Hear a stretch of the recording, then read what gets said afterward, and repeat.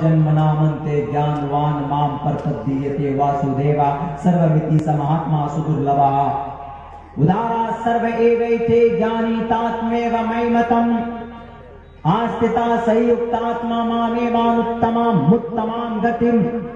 इसका आज भी आप किसी मदरसे में जाएंगे तो वहां पर सिर्फ क़ाल अल्लाह और क़ाल रसूल की बात होती है, तीसरी कोई बात नहीं होती। जिन लोगों को शक होता है वो खूब आए, सर्वे कराए, नो डाउट, कोई दिक्कत नहीं, कोई प्रॉब्लम नहीं। और ये बात बिल्कुल कही जा सकती है डंके के चोट पर कि हमारे इस्लामिक मदरसों में तीसरे कोई अगराज और मकासद नहीं पाले जाते। हम सिर्फ अपने बच्चों को उनका अकीदा, what's your thought and what's your imagination and what's your concept about Allah, कि अल्लाह के बारे में तुम्हारा अकीदा क्या है, हम अपने बच्चे को कहां सिखाते? मदरसे में सिखाते। मदरसा नहीं है किसी बस्ती में तो मकतब है, तो इमाम साहब उस मकतब में बच्चे को अकीदा बताते कि how many lord are there in the world, how many lords are in world, in entire world, पूरी दुनिया में कितने अल्लाह है, ये कहां बताते? इन्हीं मदरसों में, इन्हीं मकतब में बताते हैं। उससे आगे तुम्हारा नबी कौन, तुम्हारे आखिरी नबी कौन, वो बताते हैं। अल्लाह के नबी कब जन्म कब हुआ वो बताते हैं। आप आए क्यों थे, मोहम्मद रसूलुल्लाह, वो बताते हैं। यहां किसी भी मदरसे में ये नहीं बताया जाता कि RDX कैसे तैयार होता है। किसी भी मदरसे में ये नहीं बताया जाता कि बताओ AK-47 कैसे बनाया जाता है। किसी भी मदरसे में नहीं बताया जाता कि बताओ गोली कैसे तैयार होती। किसी भी मदरसे में ये बात नहीं बताई जाती कि बताओ किसी का मर्डर कैसे करना। किसी भी मदरसे में ये बात नहीं बताई जाती कि तलवार कैसे चलानी, नहीं बताई जाती। सिर्फ there is nothing but only one thing is taught in every madrasa, जो पढ़ाया जाता है, समझाया जाता है टोटल मदरसों में, वो ये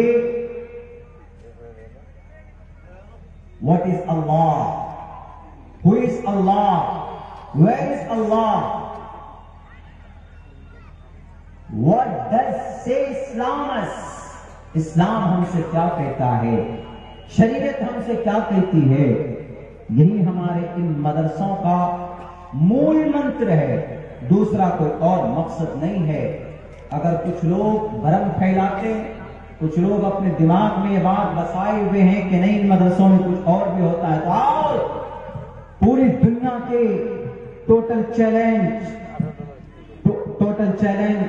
चैनल वालों को, मीडिया वालों को है कि देखो एक एक मदरसे को देखो, टटोल कर देखो, अगर तुम्हें कुछ मिल जाए तो उस मदरसे में उसी वक्त ताले डाल दे। लेकिन नहीं, मदरसे के अंदर हमारा ग्रामर पढ़ाया जाता है, बच्चों को अरबिक ग्रामर पढ़ाया जाता है। ऐसे अरबिक ग्रामर पढ़ाया जाता है, बहुत से मदरसों के अंदर में अरबी की किताबें पढ़ाई जाती है।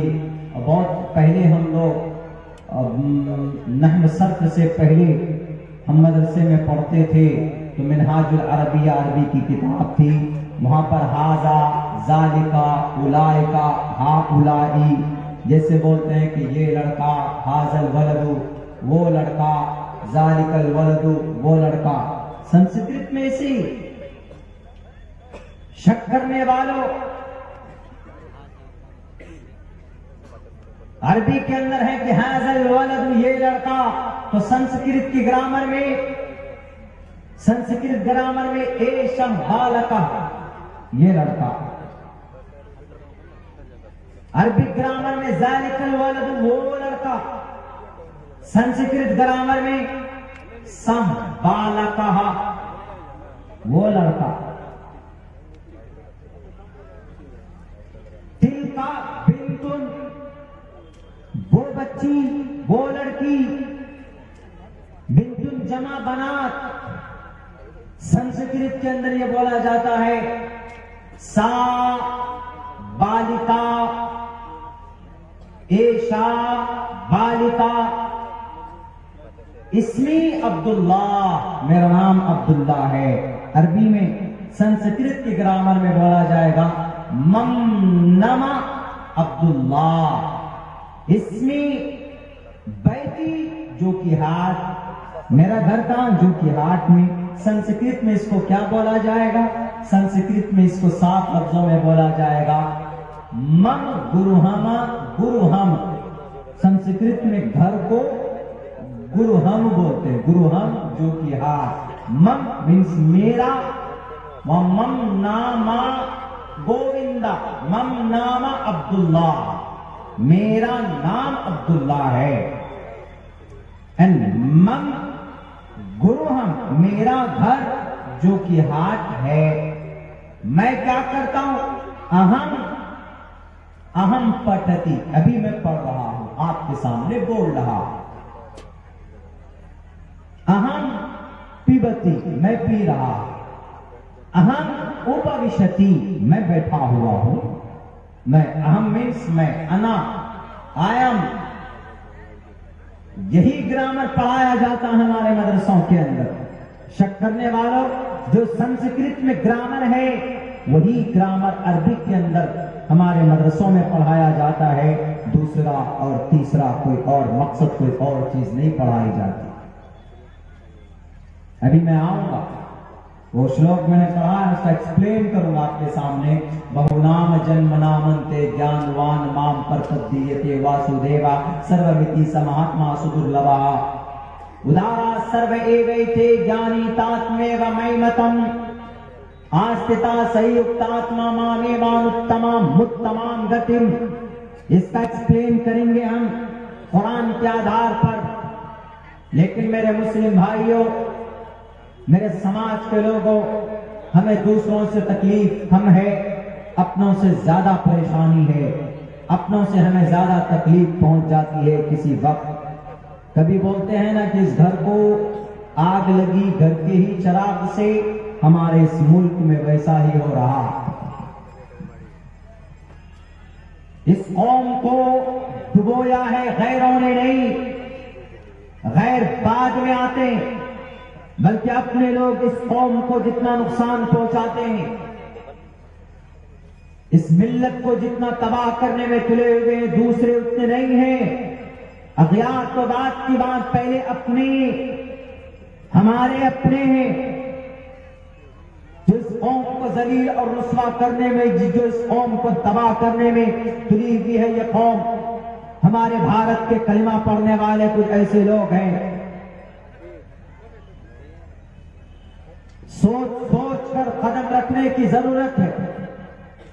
एक एक करके टारगेट और निशाना बनाया जा रहा है। There are 35 spiritual and the intelligent person of Islam. इस्लाम के पढ़े लिखे 35 उलमाए किराम के लिस्ट तैयार किए गए उन्हें धकेलने के लिए।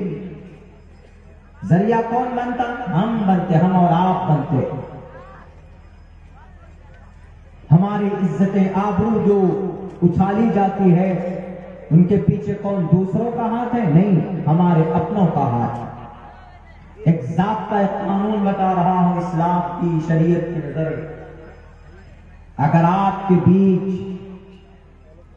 ये तारीख है, उठाकर देख लीजिए, बड़े बड़े हमारे अल्लाह वाले, अल्लाह के वली जिन्हें कहा गया, और बड़े बड़े ताकतवर बादशाह, वो हारे हैं अपनों की गद्दारी की वजह से। तारीख गवाह है, देख लीजिए उठा।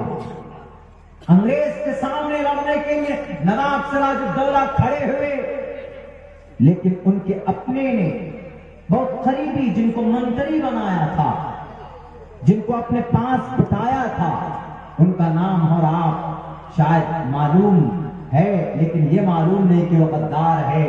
नवाब सिराजुद्दौला पहली लड़ाई अंग्रेज से शुरू करने वाला इस देश में, यही बंगाल में अगर वो गद्दारी उनके साथ उनका मंत्री अगर गद्दारी नहीं करता तो वो मैदान जंग में शिकस्त नहीं खाते, वो हारते नहीं। लेकिन गद्दारी की जिसकी वजह से वो मैदान हार जाते हैं, शहीद हो जाते। उसका नाम, उस गद्दार का नाम क्या है? कुर्सी की वजह से और कुछ पैसों की और कुछ इख्तिदार की हवस की वजह से उन्होंने अंग्रेज से हाथ मिलाकर गद्दारी की अपनों से, जिन्होंने उनको पोस पाल कर बड़ा किया, परवरिश करके। एक सरदार था, अदना तबके का था, अदना दर्जे पर था, उसको उठाकर अपने पास बिठाया, मंत्री का दर्जा दिया, बड़े ओहदे पे बिठाया। हम और आप उसका नाम मीर जाफर के नाम से जानते। वो कोई गैर नहीं था, वो नवाब सिराजुद्दौला का अपना था, वो मंत्री था, कैबिनेट मंत्री था, वो नवाब सिराजुद्दौला के पूरे साम्राज्य का। मालूम नहीं था नवाब सिराजुद्दौला को कि ये मेरे साथ गद्दारी करेगा, लेकिन उन्होंने गद्दारी की और नवाब सिराजुद्दौला शहीद कर दिए गए। नवाब सिराजुद्दौला शहीद हो जाते, लेकिन फिर कुछ दिनों के बाद वहां पर मीर जाफर को गद्दी दे दी जाती है, वही गद्दी जिस पर सिराजुद्दौला बैठा करते थे। लेकिन कुत्ते की तरह मौत हुई इनके आगे चलकर, ज्यादा दिन जिंदा नहीं रहे। नवाब सिराजुद्दौला शहीद हुए तो अपनों की गद्दारी की वजह से। आज ये कौम भारत के अंदर टारगेटेड है तो कोई और नहीं, इसको कोई बाहर किसी पड़ोसी मुल्क के लोग बर्बाद नहीं कर रहे। इस कौम को, हम और आप कौम को तबाह किए हुए, अंदरूनी एतबार से अंदरूनी दुश्मनी जनाब कोर्ट तक पहुंचा देते हैं, थाने तक पहुंचा देते हैं, मीडिया में आकर इस्लाम की रुसवाई करते हैं। हर फील्ड में लोग बैठे हुए, हर फील्ड में उल्लू एक न एक बैठा हुआ। कुछ पढ़ा लोग ऐसे हैं कि बैठ जाते इस्लाम की तर्जमानी करने के लिए, कहा मीडिया में बैठ जाएंगे, इस्लाम का नॉलेज नहीं। एंड दे कंप्लीटली, मैं पूरी कॉन्फिडेंस से बात कहता हूं, they don't know anything, they don't know completely Islamic education and the system and the method of the last prophet Muhammad sallallahu alaihi wasallam, and they don't know, nahi jante. In spite of that, and they decided to sit down and to explain about the Islam, जबकि वो खुद नहीं जानते हैं कि इस्लाम क्या है, लेकिन टीवी की चैनल पे बैठकर चंद लोगों की वजह से इस्लाम को रुसवा बदनाम करते। दूसरी तारीख उठाइए आप टीपू सुल्तान की। टीपू सुल्तान का एक बहुत बड़ा ओहदेदार, उनका नाम भी हम लोग जानते हैं, मीर सादिक, मीर जाफर, मीर सादिक। क्या नहीं किया था मीर सादिक के लिए? छोटे से ओहदे से मंत्री बनाया, एक मौके पर उनको सस्पेंड किया था, लेकिन फिर उनको बहाल कर लिया गया। मीर सादिक को वो जगह दे दी गई, लेकिन क्या मालूम कि उनके दिल में क्या कौन सी दुश्मनी पनप रही थी। वह अल्लाह के वली को, टीपू सुल्तान नेक दीनदार इंसान और बहुत शरीफ बादशाह, रहमो करम वाला बादशाह, सबको एक नजरों से देखने वाला, उनको नहीं मालूम था बैक वक्त 3-3, 4-4 ताकत से मुकाबला करते करते इस दुनिया से चला गया, लेकिन नहीं जाता। शायद वो उनकी मौत की घड़ी नहीं थी, शायद वो, लेकिन गद्दारी की गई उसके साथ। अपनों ने गद्दारी की। अपनों में कौन? मीर सादिक। कौन है? कलिमा पढ़ने वाला है, सर पर टोपी है, नमाज भी पढ़ता है, सब कुछ करता है, जिक्र भी करता है, दर्स भी देता है बैठकर। उसके बावजूद भी एक पुरानी दुश्मनी जब पता चलता है टीपू सुल्तान को कि अंग्रेज की फौज आ रही है, तो टीपू सुल्तान अपनी हवेली से उनको देखने के लिए बाहर निकलता है, दरवाजे से बाहर निकलता। ये नालायक मीर सादिक ये अंदर से छुपकर उस गेट को बंद कर देता, उस गेट को, उस दरवाजे को बंद कर देता। किले की दीवार, किले के दरवाजे को बंद करके किसी तरीके से खबर भेज देता अंग्रेज को और कहता है कि टीपू सुल्तान तने तनहा किले के बाहर है, मुकाबला करो, उनका सफाया कर दो। ये कमबख्त मीर सादिक गेट बंद करके किले की दीवार और उस दरवाजे को बंद करके ऊपर फसील पर जाकर बैठ जाता है। वहां पर जाकर टीपू सुल्तान के शहीद होने के उस वाक़े को और उस हरकत को देखता है, उनकी शहादत को अपनी आंखों से देखता है। वो जालिम कुर्सी इख्तिदार पर बैठने के लिए अपनी पुरानी दुश्मनी का बदला लेने के लिए वो टीपू सुल्तान मर्द मुजाहिद शहीद होता हुआ देखता है। टीपू सुल्तान की शहादत आप जाएंगे श्रृंगापट्टनम मैसूर, मैं गया हूं वहां पे, वहां देखेंगे कि उनके हवेली से काफी दूर जहां मैं ठहरा हुआ हूं मुखिया जी के घर पे, इतनी दूरी पे उनकी लाश मिली थी। हवेली यहां पर है, उनकी हवेली यहां पर है, उनका गढ़ यहां पर है, उनका किला यहां पर है और उतनी दूर में उनकी बॉडी मिलती है। उस जगह का फोटो भी मैंने और वीडियो भी बनाकर मैं लेकर आया हूं।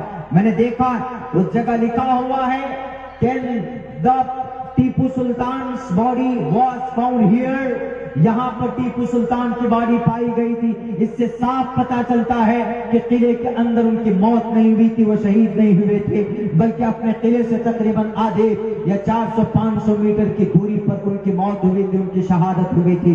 कौन था गद्दारी करने वाला? मीर सादिक कलिमा पढ़ने वाला। किसको कहे हम कि तुम बुरे हो? किसी को नहीं कह सकते।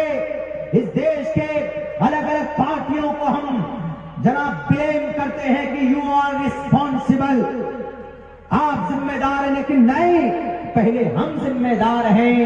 वो टीपू सुल्तान शहीद कर दिए गए। अगर वो गेट बंद न करता मीर सादिक तो टीपू सुल्तान शहीद न होते, मुमकिन है कि उनकी जान बच जाती। कौन है गद्दार? एक मुसलमान गद्दार है, एक कुरान पर ईमान रखने वाला गद्दार है, नमाज पढ़ने वाला एक गद्दार, एक लुटेरा गद्दार है।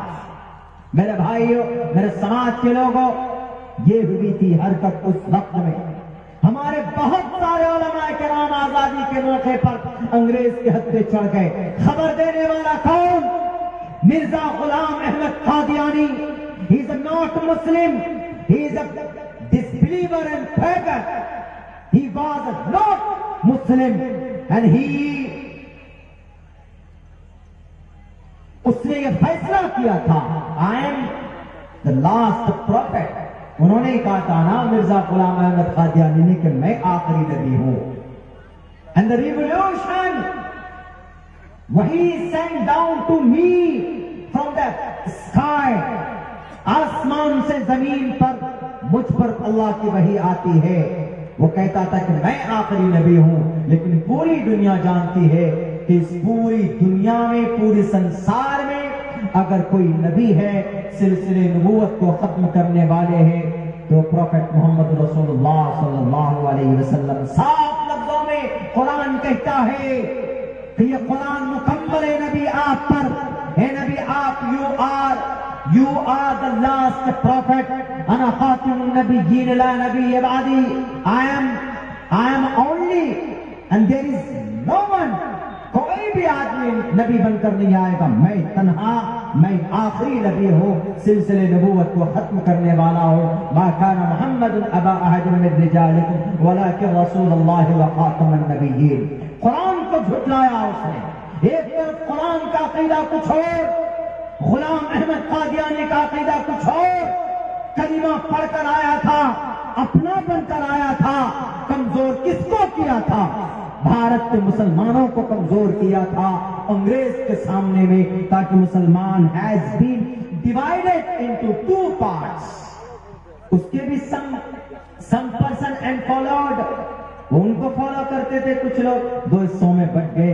तो इस कौम को, इस मिल्लत को अपनों से ज्यादा नुकसान पहुंचा है, हमेशा से देख लीजिए।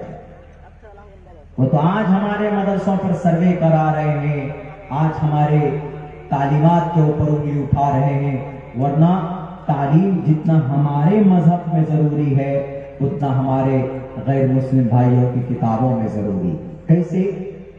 हम तालीम इसलिए हासिल करते हैं क्योंकि नबी करीम अलैहिस्सलाम का फरमान है, तलबुल इल्म फरीज़तुन अला कुल्लि मुस्लिम। इतना इल्म हासिल कर लो कि जिससे तुमको पता चल सके कि हमें वजू कैसे करना है, हमें नमाज कैसे पढ़नी, हमें सोना है, बीवी के साथ हम बिस्तरी के बाद हम गुस्ल कैसे कर सकते हैं, हमारे पास बहुत सारी दौलत जमा हो जाए तो हम ज़कात कैसे निकालेंगे, हम बीमार हैं, परेशानी में हैं तो हम रोजा कैसे रखेंगे। ये तलबुल इल्म फरीज़तुन, you have to just educate about your sharia, you have to know, but you will have to know, तुम्हें मानना जानना पड़ेगा, जानना नहीं, you have must to know, you must to know and you must to educate about your Islam and your Islamic Sharia, आपके लिए जरूरी है जानना। तलबुल इल्म फरीज़तुन अला कुल्लि मुस्लिम, तमाम मुसलमान पर, ईमान वालों पर अल्लाह ने कुरान में क्या बयान किया, अहादीस की किताब में क्या है, हमारे नबी, हमारे रसूल और हमारा अल्लाह हमसे क्या चाहता है, ये चीज हासिल करना जरूरी। इसी को कहा गया, कहां पर, संस्कृत जुबान में, बहुनाम जन्मना मनते बहुनाम। हमारा तो यह अकीदा है कि अल्लाह के नबी बिल्कुल आखिरी नबी। क्यों अकीदा है? चूंकि उनको कुरान से वो पैगाम हमें मिला कि हमारे नबी आखिरी नबी हैं और नबी पाक अलैहिस्सलाम को जो भी पैगामात अल्लाह तबारक व तआला की तरफ से दिए गए वो सब बिल्कुल फाइनल है, उसमें कोई शक नहीं, ला राय। बहुनाम जन्मनामन्ते ज्ञानवान माम प्रपद्यते वासुदेवः। कई जन्मों के बाद, कई जन्मों के बाद नबी आए, कई सारी जन्मों के बाद कितने नबी आए? सैकड़ों नबी आए, हजारों नबी और रसूल आए। कहां पर? इस जमीन पर। हजरत आदम से लेकर आदम आए, शीस आए, नूह आए, लूत आए, इब्राहिम आए, इस्माइल आए, सुलेमान आए, दाऊद आए, मूसा आए, हारून आए, यूनुस आए, यूसुफ आए। अल्लाह के नबी से पहले ईसा अलैहिस्सलाम आए। ईसा अलैहिस्सलाम के बाद तकरीबन 500 साल बाद आखिरी नबी प्रोफेट मोहम्मद सल्लल्लाहु अलैहि वसल्लम आए। कई जन्मों के बाद का मतलब बहुनाम जन्मनामन्ते, बहुनाम जन्मनामन्ते। मैं इसलिए संस्कृत पढ़कर समझा रहा हूं, हम रट कर कहीं से नहीं लाते, हम तहकीक करते हैं, पढ़कर समझते हैं उसको कि ग्रामेटिकली, ग्रामर के एतबार से क्या यह मंत्र फिट बैठता है, ग्रामर क्या है इसका, मीनिंग क्या है इसका, वो समझकर तब आपके सामने हम रखते हैं। बहुनाम जन्मनामन्ते, जन्म जन्म के बाद, कई जन्मों के बाद आदम का एक जन्म हुआ, नूह का एक जन्म हुआ, लूत का एक जन्म हुआ, यूनुस का एक जन्म हुआ, कौम आद, कौम समूद, सालेह अलैहिस्सलाम एक जन्म हुआ, हजरत जकरिया का जन्म हुआ, हजरत जकरिया, हजरत यहया का जन्म हुआ। कई जन्मों के बाद बहुनाम जन्मनामन्ते, ज्ञानवान नाम, कई जन्मों के बाद जो ज्ञान दिया गया, ज्ञानवान नाम पर पद्यते, जो ज्ञान प्राप्त हुआ है, जो जानकारी हासिल हुई है, वासुदेवः, वो ज्ञान सबसे आखिर में, कई जन्म के बाद, लास्ट में आखिर जन्म मोहम्मद रसूलुल्लाह का, मोहम्मद रसूलुल्लाह को जो ज्ञान हासिल हुआ, वो ज्ञान वासुदेवा, मेरा ज्ञान। वासुदेवा मतलब ईश्वर कहता है वो ज्ञान मेरा है, यानी कई जन्म के बाद जो नबी आया है उसको जो ज्ञान है वो नबी का नहीं है, वो मेरा ज्ञान है। बहुनाम जन्मनामन्ते ज्ञानवान माम प्रपद्यते वासुदेव सर्वमिति स महात्मा। और सुनो दुनिया वालों, जिसको मेरा ज्ञान होता है ना, जिसको मेरा ज्ञान होता है, जिसको मेरी तरफ से चुना जाता है, वो इंसान स महात्मा, सा महात्मा, वो महाआत्मा होता है, महान होता है, सुदुर्लभ, बड़ा भाग्यशाली होता है, बड़ा खुश नसीब होता है। और अल्लाह के नबी अलैहिस्सलातु वस्सलाम कई जन्म के बाद पैदा हो गए और आप अलैहिस्सलाम को जो ज्ञान दिया गया मोहम्मद रसूलुल्लाह को वो अल्लाह तबारक व तआला ने वही की। अल्लाह तबारक व तआला ने इनत्तबिउ इल्ला मा यूहा इलैका, हम वही करते हैं। अल्लाह के नबी अलैहिस्सलाम को वही करते। अल्लाह के नबी अपनी तरफ से कोई बनाकर या कोई कानून या कोई सिस्टम बनाकर पेश नहीं करते। साफ लफ्जों में कहा, सा महात्मा जिसको नबी बनाया जाता है। आज अगर 5 साल के लिए किसी को एमएलसी बना दिया जाए, 5 साल में कोई मुखिया बन जाता है, 5 साल में कोई एमएलए बन जाता है, एमपी बन जाता है, तो वो तो समझता है कि बस मुझे दुनिया की आराम, दुनिया की सारी इज्जत मिल गई, सारी दुनिया मुट्ठी में कर ली उन्होंने। 5 साल के लिए सिर्फ वो आखिरी नबी मोहम्मद रसूलुल्लाह सल्लल्लाहु अलैहि वसल्लम, जिसको अल्लाह तबारक व तआला ने अपना आखिरी नबी बनाया, इंसानों में से चुनकर समहात्मा, समहा आत्मा, महा मीन्स बड़ा, आत्मा मीन्स इंसान, समहात्मा सुदुर्लभः, वो बड़ा दुर्लभ है, यानी बड़ा खुश नसीब है जिसको अल्लाह अपनी नबूवत के लिए, अल्लाह अपनी शरीयत के इम्प्लीमेंट के लिए, अल्लाह अपना संदेश चुनने के लिए दूसरों को भेजे। जिसको भेजता है दूसरों तक, वो इंसान महान होता है। अगर भारत का प्राइम मिनिस्टर अगर कटिहार या पूर्णिया या सीमांचल के किसी एमपी को, एमएलए को यूं कहे कि मैं आपको अपना मंत्री बनाता हूं और आप जाइए सीमांचल में तहकीक कीजिए कहां पर क्या हो रहा है, वो इंसान क्या कहेगा कि मैं बड़ा भाग्यशाली हूं, मैं बड़ा खुश नसीब हूं कि मुझे इतना बड़ा ओहदा बना कि मुझे कैबिनेट, केंद्र में कैबिनेट मंत्रालय में मुझे जगह मिल गई और मैं बड़ा महात्मा समझता, अपने आप को कहता है कि मैं बड़ा महान हूं, अपने आप को समझता है। लेकिन यहां पर देखिए अल्लाह के नबी अलैहिस्सलातु वस्सलाम, पूरी दुनिया के पूरी कायनात का रखवाला अल्लाह तबारक व तआला कहता है समहात्मा सुदुर्लभः। हमारे हिंदुस्तान के हिंदू भाइयों, ये मंत्र डायरेक्ट अल्लाह के नबी अलैहिस्सलातु वस्सलाम के नबी होने का और आप अलैहिस्सलाम के ऊपर जो वही आती है उस वही को अल्लाह की तरफ से आने का वाज़े इशारा।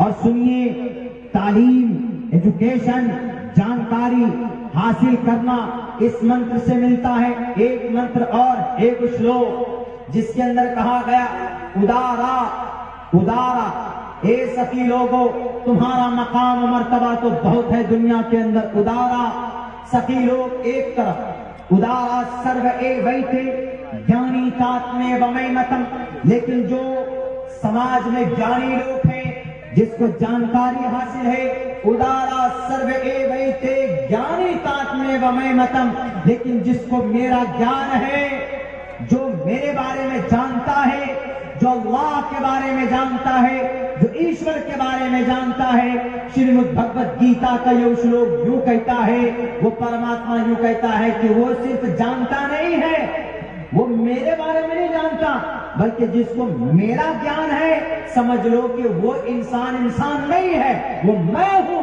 मैं उदारा सर्व एवैते ज्ञानी तात्मे वमय मतम, ऐसो जिसको मेरा ज्ञान है वो मैं हूं। मैं, इससे पता चलता है कि हमारे जो उलमा किराम है उनके अंदर जो कुरान का ज्ञान है, उनके अंदर जो शरीयत का ज्ञान है, वो उनका नहीं है, वो अल्लाह तबारक व तआला का ज्ञान है।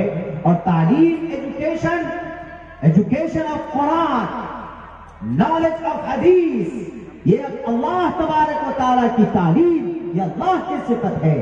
इन्नल्लाह अलीम, जानकार होना, तालीम, एजुकेशन अल्लाह की सिफत है। अगर किसी इंसान के अंदर आ जाता है तो अल्लाह तबारक व तआला यूं कहता है, गीता में कहता है क्या, उदारा सर्व एवैते ज्ञानी तात्मेवं मयमतम, उसको तुम मामूली इंसान मत समझो। अगर कोई दुनिया में टोपी गाड़ी वाला है उसको मामूली इंसान मत समझो, बल्कि वो मैं हूं। मैं, टोपी दिख रहा, टोपी दिख रही है, सफेद कुर्ता दिख रहा है, शेरवानी दिख रही है, लेकिन अंदर में मैं हूं। उदारा सर्व एवेते ज्ञानी, जिसको मेरा ज्ञान वो साक्षात के लफ्ज है क्या? साक्षात मैं हूं। साक्षात का मतलब सरापा, सरापा मैं हूं उसमें। और हमारे मदरसे में कौन होते हैं? मदरसे में यही उलमा होते हैं, मदरसे में यही हुफ्फाज होते हैं, मदरसे में यही कुर्रा होते हैं। कोई और तो नहीं होता। या कोई और भैंस चराने वाला मदरसे में जाकर पढ़ाता है क्या? या कोई और मुखिया मेंबर मदरसे में पढ़ाता है क्या? या कोई और दानिश्वर मदरसे में जाकर पढ़ाता है, ताजिर पढ़ाता है मदरसे में? कोई नहीं। मजदूर पढ़ाता है मदरसे में, किसान पढ़ाता है मदरसे में। मदरसे में पढ़ाने के लिए हम किसको ढूंढते हैं? हम आलिम दीन को ढूंढते हैं, हम हाफिज कुरान को ढूंढते हैं, हम कारी कुरान को ढूंढते हैं। और उनके अंदर जो ज्ञान होता है, सुन लो श्रीमद् भगवत गीता पर अमल करने वालों, श्रीमद् भगवत गीता के से अपने आप को जोड़ने वालों, अगर यकीनन आप अपने श्रीमद् भगवत गीता के ऊपर आपका आस्था है तो आप कभी भी हमारे आलिम दीन पर, हमारे मदरसों पर, हमारे मकातिब पर, हमारे मस्जिद के माँ पर, हमारे उलमाए किराम पर, हमारे वारिसीन अंबिया पर उंगली उठाने की जुर्रत नहीं करोगे। क्योंकि परमात्मा कहता है कि जिसको मेरा ज्ञान साक्षात वो मैं हूं, मैं वो हाफिज नहीं है, वो मैं हूं उसके अंदर मैं हूं। अगर किसी के अंदर हदीस का ज्ञान है उसके अंदर मैं हूं, कुरान का ज्ञान है उसके अंदर मैं हूं। क्योंकि कुरान अल्लाह का कलाम है। अल्लाह का कलाम अगर किसी इंसान के अंदर हो तो वो यूं है गोया के उसी के अंदर है, वो सरापा उसके अंदर है। इसीलिए बदनाम करने से पहले इस श्लोक को देख लिया जाए, इस मंत्र को पढ़ लिया जाए पहले ध्यान के साथ, गौर के साथ, तब जाकर हमारे इस्लामिक मदरसों में, हमारे मसाजिद के इमाम पर, हमारे मदारिस में पढ़ाने वाले उलमा किराम के ऊपर कोई इल्जाम या कोई इस तरह की बात होनी चाहिए। कितनी प्यारी बात कही बताइए, श्रीमद् भगवत गीता में ये बात कही गई। बहुत पहले ये मंत्र मुझे मालूम नहीं था। अभी जब रिसर्च के लिए गए हुए थे किसी यूनिवर्सिटी में, तो वहां पर उस्ताद मोहतरम ने हमसे कहा कि मदरसों के ऊपर जो एलिगेशंस लगते हैं जरा उसके ऊपर देखो तो तालीम, एजुकेशन, ज्ञान कहाँ जरूरी है। हमने जब देखा 2-3-4 श्लोक हैं, लेकिन मुझे 2 ही याद हुए अभी तक, क्योंकि संस्कृत लैंग्वेज जल्दी उसके एक चीज का अलग अलग उसका सेंटेंस है। एक